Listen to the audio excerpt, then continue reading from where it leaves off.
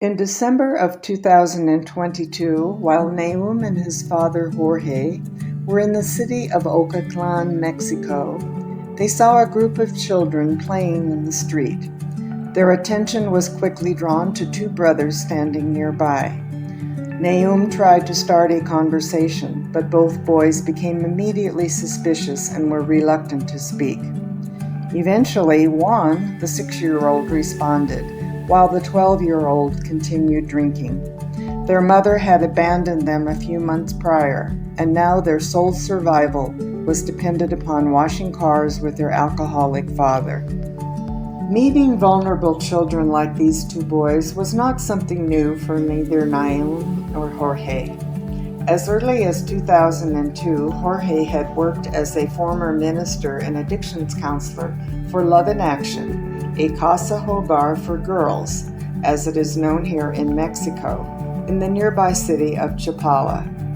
In 2008, he worked with the internationally acclaimed Shepherd's Heart Ministry from Colorado Springs, Colorado, to create Hope House, another Casa Hogar for boys near Guadalajara. Today, both homes continue to thrive, providing shelter and care for neglected, abandoned, or otherwise abused children 6 to 18 years of age. Beginning as a young teenager and continuing into his early adulthood, Nahum accompanied and assisted his father in the development of Hope House and the ongoing care of the young boys. In 2012, he became an administrator and later the general director, responsible for the development of staff training programs and for the overall coordination of the home's activities. He later became certified as an addictions counselor while completing degrees in both business management and chemical engineering. Nahum met 6-year-old Marcos when authorities brought him to Hope House after neighbors heard his cries for help. He had been locked and abandoned in an empty apartment without food or water for 4 days. Upon his arrival, he was traumatized, withdrawn, and reluctant to speak. Days later, he experienced an emotional crisis, and Nahum rushed to his side. When the hysteria subsided, he looked up at Nahum and said, "Te necesito," which in Spanish is, "I need you." Nahum responded without hesitation, saying, "Estoy aquí para ti," which means, "I am here for you." It was a transforming moment for them both. For the next 3 months, Nahum dedicated himself to the care of Marcos, who slowly began acting like a normal child, interacting and playing with the other children. Today, Marcos is a 22-year-old handsome and responsible young adult who works as a security guard, a deacon at his local church, and as a caregiver for his elderly uncle. The friendship that began between him and Nahum many years ago continues to this day. Whenever they speak, Marcos never hesitates to thank Nahum for his compassion and to testify to how it changed his life. After this experience with Marcos, Nahum reflected on how a simple act of caring could have such a transforming effect on another person. From his work at Hope House, he knew that there were many other children who suffer even more than little Marcos had, and this reality continued to haunt him. A year later, he had a vision where the word Ciudadela, the Spanish word for a citadel, appeared. He knew that this had some prophetic significance for him, but until he met little Juan in Ocotlán, he had no idea how or when it would become a reality. Ocotlán has a population of about 200,000 inhabitants. In 2020, it was estimated that 2,700 of its children lived on the streets, a number that clearly overwhelms the governmental resources dedicated to helping them. Obviously, not all street children can be helped, and sadly, for these children who are not, their future remains questionable at best. But for those who are more fortunate, finding their way into a home that cares, each intervention becomes a valuable one. There is only one other Casa Hogar in Ocotlán, but it is only for girls. Ciudadela is for young boys. This is why it is so important that the few private homes for children, or Casa Hogars as they are known here in Mexico, are supported by the goodwill and generosity of ordinary citizens. The English word citadel means a place of protection. Ocotlán, like so many other cities around the world, continues to need protection. Not as in the past from sword-wielding invaders, however, but from something which today is much more insidious. It is an attitude of indifference to others, which makes us immune from caring and acting in ways that could potentially help alleviate the many consequences of this suffering. Indifference speaks to us with a subtle voice, implying the inevitability of inequality and the futility of any intervention. In today's world, we are constantly confronted by images of how suffering encompasses our world, with poverty, homelessness and migration, hunger and illiteracy, natural disasters, wars, and other unspeakable examples of humanity's growing disregard for one another. Initially, when we become aware of these situations, these images shock us. But then all too often, we get used to them. And slowly we begin to resign ourselves to their growing presence in our lives. But for compassionate people, calling these things inevitable and intervention futile is totally unacceptable. The definition of compassion refers to both an attitude and a behavior. It is a feeling of genuine sorrow when suffering is encountered, coupled with a righteous empowerment and an irresistible desire to do something. Without action, we feel only sympathy or empathy, but we are not compassionate. Our greatest potential virtue is being compassionate, and it is what testifies to the core of our humanity.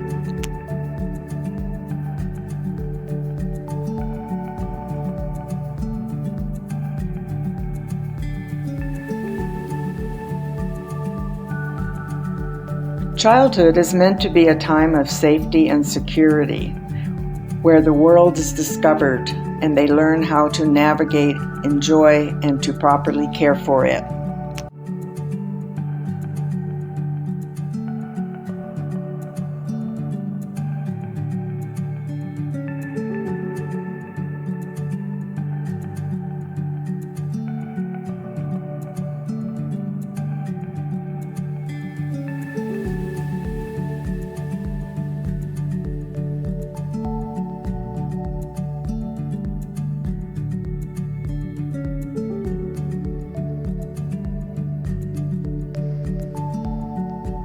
Children represent the face of humanity's future. If their suffering is unmitigated, it will only be a matter of time before their suffering becomes ours. Having not been taught to give rather than to take from others, their behavior will be more hurtful than helpful. If these wounded children manage to survive, many will have impaired physical, mental, and emotional development, and they will always be vulnerable to further abuse in one way or another. Forced labor at the expense of an education, substance abuse, incarceration, and human trafficking. But worse yet, life loses its meaning when survival is its only purpose.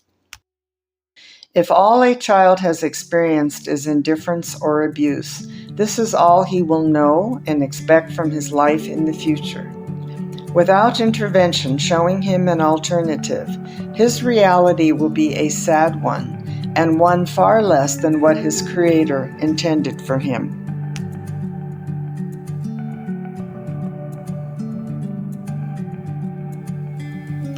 Nahum offers to not only the children of Ciudadela, but also to the residents of Ocotlán, an opportunity to heal the wounds of indifference and to put compassion back into their lives. Already Ciudadela is becoming known as a center of compassion, and it is perpetually attracting people from the community who want to experience and to help cultivate this vision. Volunteers are prepared in weekly training sessions for certification in working directly with the children and with one another, so that an atmosphere of compassion and reciprocal care can prevail. In addition, Ciudadela has created an in-house formation program exclusively for the children called the Cornerstones of Compassion. In this multifaceted approach to healing their past wounds, they are taught core life values and the importance of serving one another to help them create a new reality for themselves.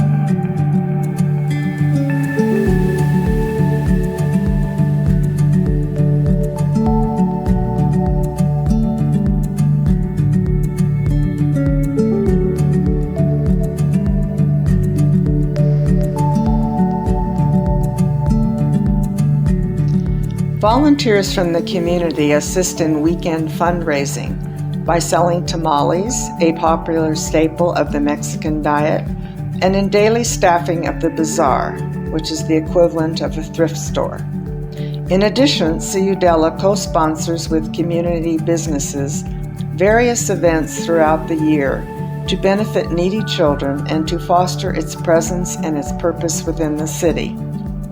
These activities include offering free children's clothing, giving 60 inner-city children an opportunity to experience nature, and presenting gifts of foods and toys at Christmas time.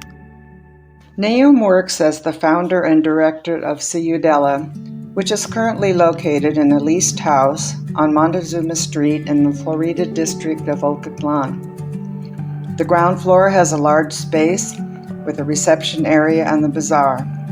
There is a large kitchen and dining area with a separate entrance, a large bedroom, 2 bathrooms, a classroom, library, and a private consultation room. There is also a large living room for recreation and community engagements. It is in an ideal location, conveniently located to schools and a city park with lots of green space. The maximum occupancy of this current home will be 12 boys, 6 to 18 years of age. But ultimately, Naum would like to have a home with the capacity for 60 boys. Obviously, this is a long-range goal, but already a large lot has been donated for this purpose. Ciudadela is eager to complete its current phase of development, so it can move into phase 2.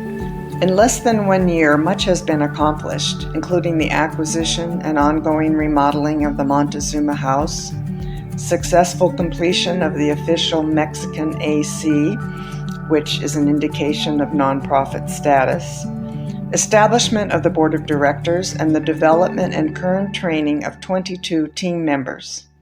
However, there are some remaining items that are needed before phase 1 can be completed, and the 3 remaining governmental agencies give their final approval. Once this is done, phase 2 will begin with 12 children legally assigned to its care. We are almost there, but we need your help. Working with Ciudadela has been like a breath of fresh air to me. After being subject to many months of news with its almost perpetual images of death and destruction, I was beginning to feel that the immense suffering of so much of our humanity was destined to become a permanent reality. However, when my husband and I met Naum and heard about his experience with little Marcos, I was reminded of many similar experiences in my own life, where over the past 50 years, while working as a medical professional, businesswoman, psychological counselor, and educator, I too had observed the transforming power of compassion. However, until I became involved with Ciudadela, the opportunity to participate in an integrated effort to cultivate a culture of compassion was not present.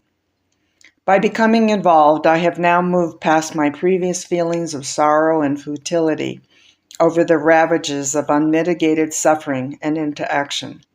I am already enjoying the fruits of my decision by feeling revitalized by a renewal of my faith and hope for our humanity.